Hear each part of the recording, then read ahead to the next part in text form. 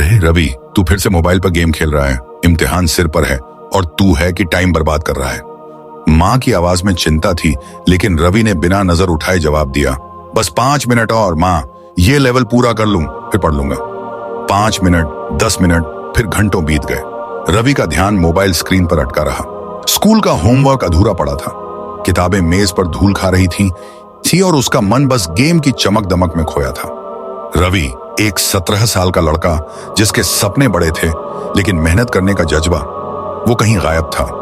उसके गांव सूरजपुर में हर कोई उसे एक होनहार लड़के के रूप में देखता था। रवि तो इंजीनियर बनेगा, देखना, पड़ोसी अक्सर कहते। लेकिन रवि को ये बातें सुनकर हंसी आती। अरे अभी तो जिंदगी बाकी है, टाइम बहुत है, वो हमेशा यही सोचता। उसके पिता रामलाल एक साधारण किसान थे, दिन रात खेतों में मेहनत करते ताकि रवि और उसकी छोटी बहन रिया की पढ़ाई में कोई कमी ना आए। माँ सरोज घर संभालती और बच्चों को अच्छे संस्कार देने की कोशिश करती। लेकिन रवि वो वक्त को हल्के में लेता। स्कूल में टीचर की डांट, दोस्तों के साथ गपशप और मोबाइल की दुनिया, बस यही उसकी जिंदगी थी। एक दिन स्कूल में प्री बोर्ड इम्तिहान का रिजल्ट आया। रवि का नाम लास्ट में था। मास्टर जी ने उसे क्लास के सामने बुलाया। रवि, तूने पिछले साल कितने अच्छे नंबर लाए थे और अब ये क्या हाल बना लिया? अगर यही हाल रहा तो बोर्ड में पास होना भी मुश्किल है। मास्टर जी की आवाज में निराशा थी। रवि ने सिर झुकाया, लेकिन मन में सोचा, अरे अभी तो बोर्ड में टाइम है, मैं बाद में पढ़ लूंगा। उसने खुद को समझाया कि एक रिजल्ट से जिंदगी नहीं बदलती। लेकिन क्या सचमुच ऐसा था? क्या समय सच में उसका इंतजार करता? उसी रात गांव में एक अनहोनी हुई। रवि के पिता रामलाल खेत से लौटते वक्त सड़क हादसे का शिकार हो गए। अस्पताल में उनकी हालत नाजुक थी। रवि और उसकी मां सरोज अस्पताल के गलियारे में बैठे रो रहे थे। डॉक्टर ने कहा, अगले 24 घंटे बहुत अहम हैं, दुआ कीजिए। उस रात रवि की आंखों से नींद गायब थी। वो सोच रहा था, पापा ने मेरे लिए कितना कुछ किया और मैंने तो बस वक्त बर्बाद किया। क्या रवि को अब समय की कीमत समझ आएगी, या फिर ये हादसा भी उसके लिए बस एक पल की सिहरन बनकर रह जाएगा? आंखें खुली, पर देर हो चुकी थी। रामलाल की हालत में सुधार नहीं हो रहा था। अस्पताल के बिस्तर पर पड़े उनके चेहरे पर अब वो हंसी नहीं थी जो पहले रवि को हौसला देती थी।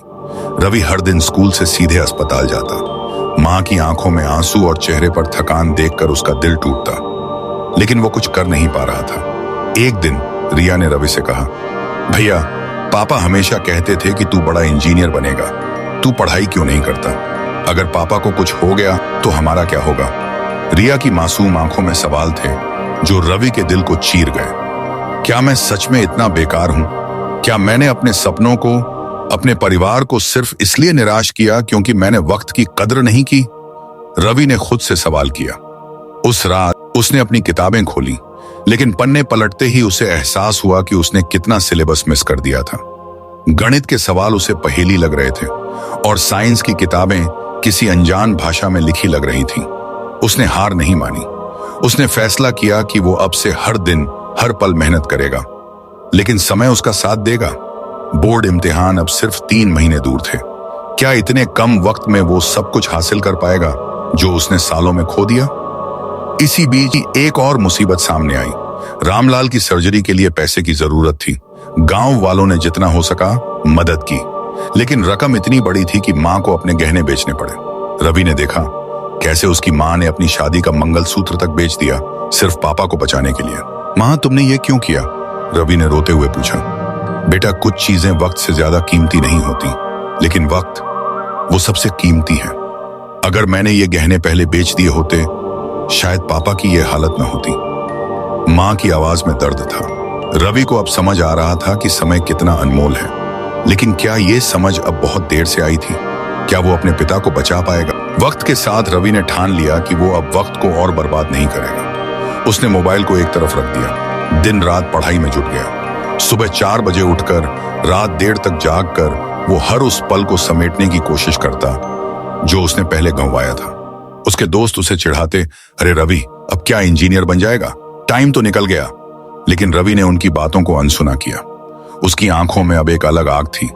वो आग थी अपने पिता के सपनों को पूरा करने की, अपनी मां के आंसुओं को पोंछने की और अपनी बहन को बेहतर भविष्य देने की। स्कूल में मास्टर जी ने रवि की मेहनत देखी। उन्होंने उसे अतिरिक्त क्लास दी, टिप्स दिए और हौसला बढ़ाया। रवि, वक्त कम है, लेकिन अगर तू दिल से मेहनत कर तो नामुमकिन कुछ भी नहीं। बोर्ड इम्तिहान के दिन करीब आ रहे थे। रवि की मेहनत रंग ला रही थी। उसका आत्मविश्वास बढ़ रहा था। लेकिन तभी एक और झटका लगा। रामलाल की हालत फिर बिगड़ गई। डॉक्टर ने कहा, अब सिर्फ चमत्कार ही उन्हें बचा सकता है। रवि टूट गया। उसने अस्पताल के बाहर बैठकर भगवान से प्रार्थना की, बस पापा को बचा लो, मैं वादा करता हूं, अब मैं कभी वक्त बर्बाद नहीं करूंगा। उस रात उसने अपनी किताबें फिर से खोली। उसने सोचा, अगर पापा को कुछ हो गया तो मैं उनके सपनों को पूरा करके ही उन्हें श्रद्धांजलि दूंगा। क्या रवि का यह जज्बा उसे मंजिल तक ले जाएगा? क्या वो अपने पिता को बचा पाएगा? और क्या वो समय को हरा पाएगा? रवि ने दिन रात एक कर दिया था। उसने हर सवाल को ध्यान से हल किया, हर पल को जिया। इम्तिहान के बाद अब वो फिर अस्पताल भागा। रामलाल की हालत में अब सुधार हो रहा था। डॉक्टर ने कहा, शायद आपकी दुआओं ने असर दिखाया। कुछ महीनों बाद रिजल्ट का दिन आया। रवि का दिल धड़क रहा था। जब उसने रिजल्ट देखा तो उसकी आंखें भर आईं। उसने 22 अंक हासिल किए थे। गांव में हलचल मच गई। रवि ने कर दिखाया। हर कोई उसकी तारीफ कर रहा था। जब वो घर पहुंचा तो उसने अपनी मां को गले लगाया। मां, मैंने पापा के सपने पूरे किए। बेटा, तूने वक्त की कीमत समझ ली, अब कोई तुझे नहीं रोक सकता। रवि ने इंजीनियरिंग कॉलेज में दाखिला लिया। उसने ठान लिया कि वो अपने परिवार को वो जिंदगी देगा जिसका वो हकदार था। उसने अपनी बहन रिया को भी पढ़ाई के लिए प्रेरित किया। आज रवि एक सफल इंजीनियर है और उसका परिवार गर्व से उसका नाम लेता है। नैतिक शिक्षा, वक्त वो धन है जो एक बार गया तो कभी वापस नहीं आता। जो वक्त की कद्र करता है वही जिंदगी में आगे बढ़ता है। प्रेरणादायक संदेश, जिंदगी में कई बार हमें लगता है कि अभी तो बहुत वक्त है, लेकिन सच ये है कि हर पल अनमोल है। अगर रवि की तरह तुम भी अपने सपनों को सच करना चाहते हो तो आज से, अभी से शुरुआत करो। वक्त को गले लगाओ, क्योंकि यही वो चाबी है जो तुम्हारे सपनों का ताला खोलेगी। अगर ये कहानी आपको पसंद आई तो लाइक और शेयर जरूर करें। अपने दोस्तों और परिवार के साथ इस कहानी को बांटें ताकि वो भी वक्त की कीमत समझ सकें।